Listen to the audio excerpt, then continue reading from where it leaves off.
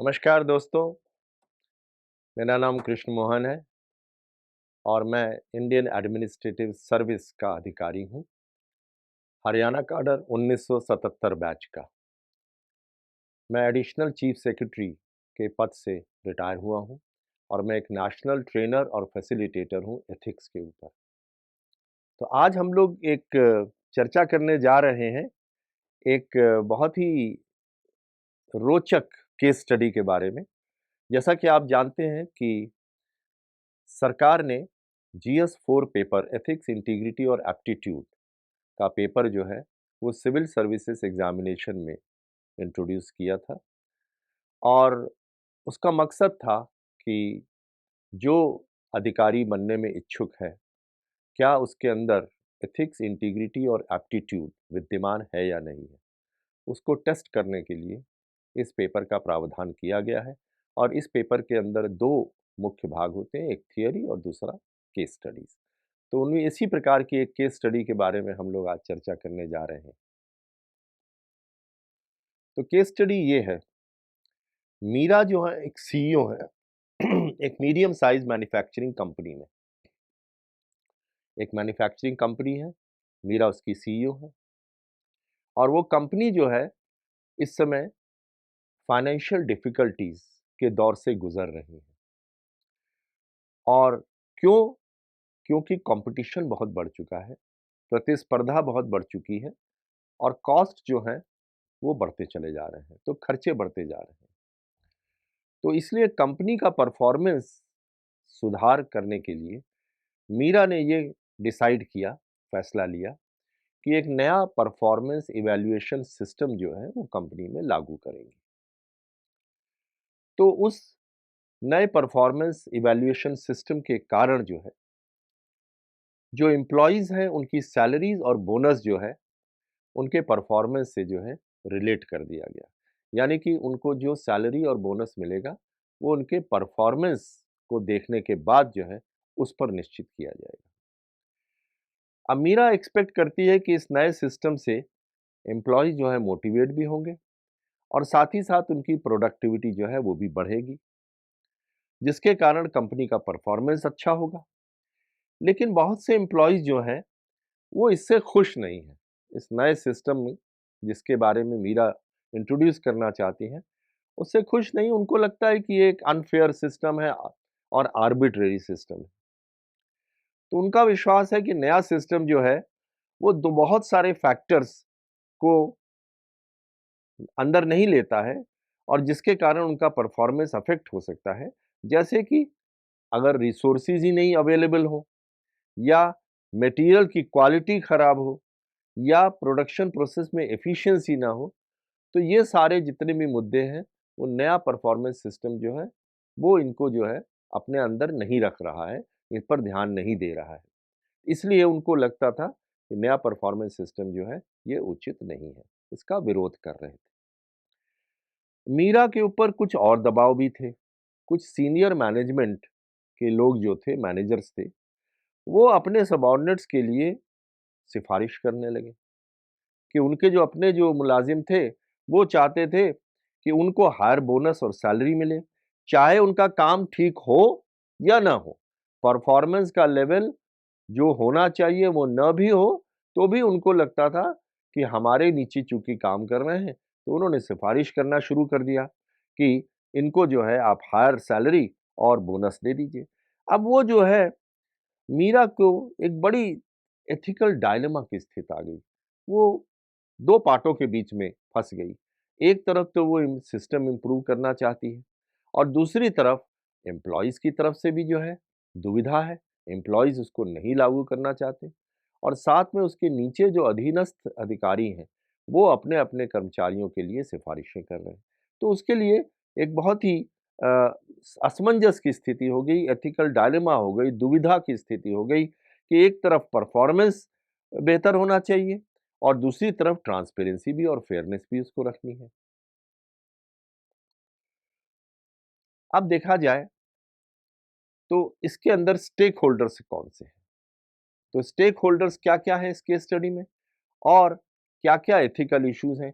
किसी भी case study को सॉल्व करने के लिए हमको कुछ बातों पर ध्यान देना होता है कि उस केस स्टडी में कौन-कौन से स्टेक होल्डर हैं, क्या-क्या एथिकल इश्यूज़ इन्वॉल्व्ड हैं, क्या-क्या ऑप्शंस हमारे पास उपलब्ध हैं और उनमें से कौन-सा ऑप्शन सबसे अच्छा ऑप्शन है। तो देखिए, पहला है कि स्टेक होल्डर्स क्या हैं, दूसरा हमारे पास चॉइसेस क्या-क्या अवेलेबल हैं और कौन-सी चॉइस जो है हमको लागू करनी चाहिए। तो स्टेक होल्डर सबसे पहले बात करें तो स्टेक होल्डर इसके अंदर मीरा जो कि सीईओ है, वो तो एक स्टेक होल्डर होगी ही।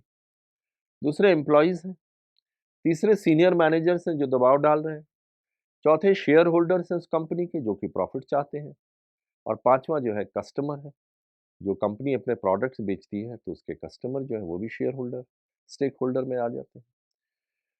अब एथिकल इश्यूज़ इसके अंदर देख लेते हैं। पहला एथिकल इश्यू है फेयरनेस और ट्रांसपेरेंसी। आप जानते हैं ट्रांसपेरेंसी एक बहुत ही महत्वपूर्ण मुद्दा है, तो वो एथिकल इश्यूज़ हैं। New performance evaluation system may be perceived as unfair and arbitrary by the employees. तो एक तरफ तो फेयरनेस और ट्रांसपेरेंसी महत्वपूर्ण है, लेकिन एम्प्लॉइज़ जो हैं, इसको अनफेयर और आर्बिट्रेरी मान रहे हैं। दूसरा मुद्दा है इक्विटी का, यानी जस्टिस का। तो सीनियर मैनेजमेंट जो है, उनमें से कई मैनेजर जो है लॉबी कर रहे हैं अपने सबऑर्डिनेट्स के लिए, जो उनके करीब हैं, तो वो चाहते हैं कि उनको जो है हायर सैलरी और बोनस दिया जाए। तीसरा है रिस्पॉन्सिबिलिटी, क्योंकि वो मेरा सीईओ है, तो उसके ऊपर एक रिस्पॉन्सिबिलिटी है कि कंपनी का परफॉर्मेंस इम्प्रूव करे, प्रोडक्टिविटी इम्प्रूव करे, पर साथ ही साथ ये भी देखे कि भाई ट्रांसपेरेंसी इसके अंदर है कि नहीं है। तो ethical dilemma here is that Meera is facing conflicting ethical principle. तो इसमें जो दुविधा की स्थिति है, असमंजस की स्थिति है, जिसको हम एथिकल डायलेमा कहते हैं, मीरा के सामने है कि एक तरफ परफॉर्मेंस इम्प्रूव करना और दूसरी तरफ ट्रांसपेरेंसी और दूसरे महत्वपूर्ण मुद्दों का ख्याल रखना। एक तरफ she wants to improve the company's performance, other hand she wants to be fair and transparent to the employees. अब क्या-क्या चॉइसेस इसके अंदर अवेलेबल है? ज़ाहिर है कोई केस स्टडी होगी, एथिकल डायलेमा होगा, तो उसके अंदर चॉइसेस भी होंगे और उन्हीं में से एक चॉइस जो है वो सबसे अच्छी होगी, श्रेयस्कर होगी, जिसको कि अडॉप्ट करना होगा। तो पहली चॉइस है maintain the new performance evaluation system as it is. यानी जैसा उन्होंने इवैल्यूएशन सिस्टम बनाया है परफॉर्मेंस का, उसको ज्यों का त्यों लागू कर दिया जाए। अब इस ऑप्शन की मेरिट्स भी होंगी और डीमेरिट्स भी होंगी। तो मेरिट्स क्या है? दिस में motivate employees to work harder and increase productivity.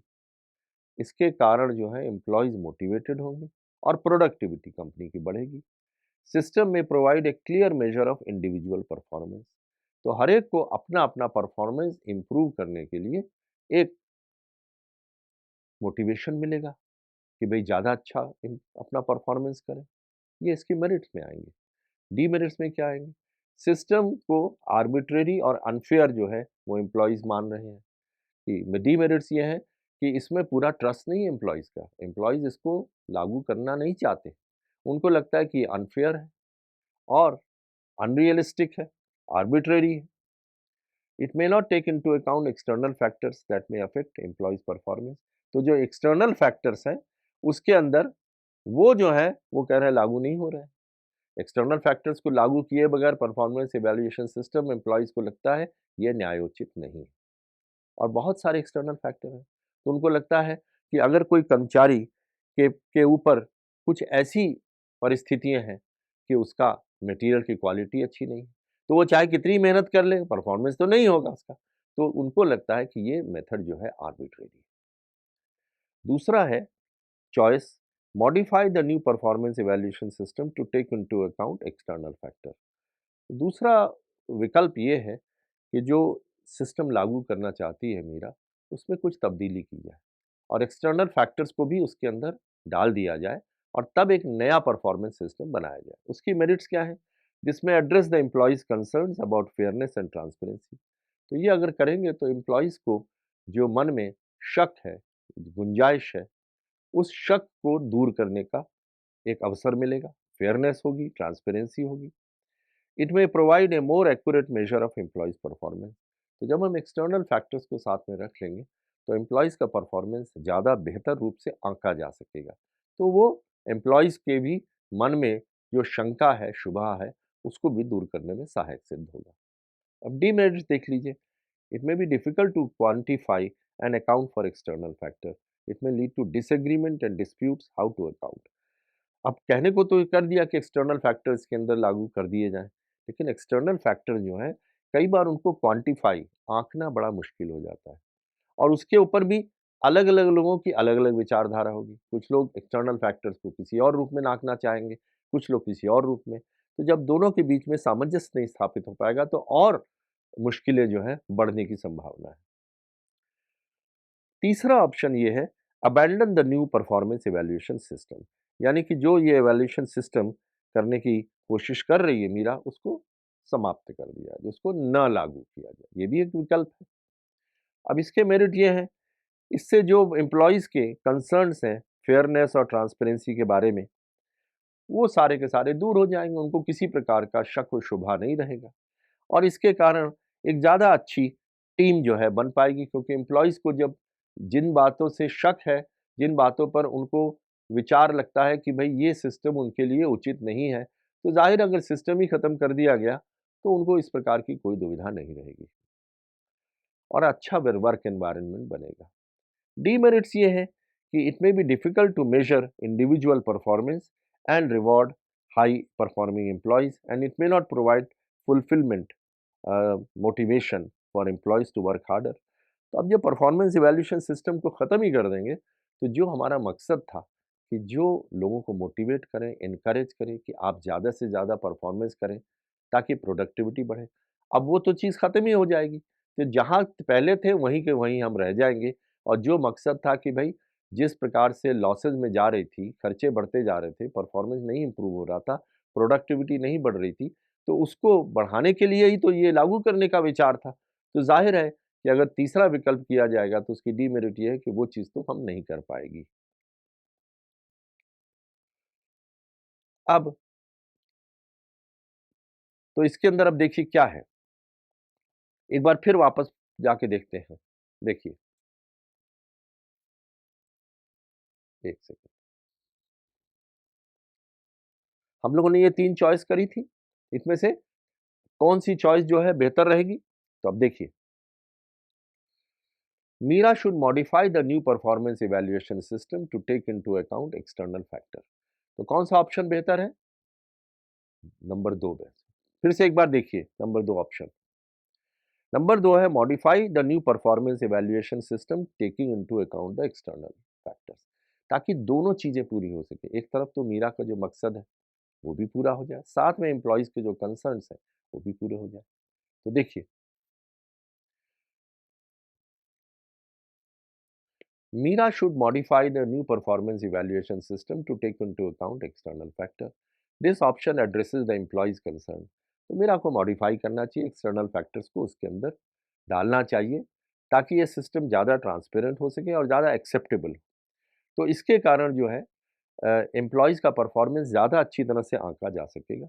इसके अलावा मीरा को एक कमिटमेंट जो है, वो जो चाहती है कि कंपनी का परफॉर्मेंस इम्प्रूव हो, वो भी पूरा हो जाएगा और साथ ही साथ एम्प्लॉइज़ को कोऑपरेशन भी मिलेगा, क्योंकि एम्प्लॉइज़ अब जो है काम करने में सहर्ष जो है वो अपना साथ देंगे कंपनी का परफॉर्मेंस इम्प्रूव करने को, क्योंकि उनके मन में जो दुविधा है, वो मीरा ने दूरी कर दी। तो इसके कारण जो है एक पॉजिटिव वर्क एनवायरनमेंट बढ़ेगा और कंपनी का ओवरऑल परफॉर्मेंस बढ़ेगा। तो अब आपने देखा कि 3 विकल्प हमने देखे थे, उनमें से ये एक विकल्प जो सबसे अच्छा विकल्प है, वो बी विकल्प था, क्योंकि हम लोगों ने अब डिसाइड किया है कि एक्सटर्नल फैक्टर्स का हम लोग उसके अंदर इनकॉर्पोरेट कर दें। तो ये केस स्टडी का इस प्रकार से जो है समाधान किया गया। तो किसी भी केस स्टडी का समाधान करने के लिए इन्हीं स्टेप्स के आपको माध्यम से गुज़रना होगा, ताकि एक साइंटिफिकली और सिस्टमैटिक ढंग से जो है केस स्टडी का आप समाधान कर सकें। तो आज के लिए इतना ही। हम बहुत शीघ्र ही जो है एक दूसरी केस स्टडी के सामने लेकर आपके सामने उपस्थित होंगे। तब तक के लिए धन्यवाद।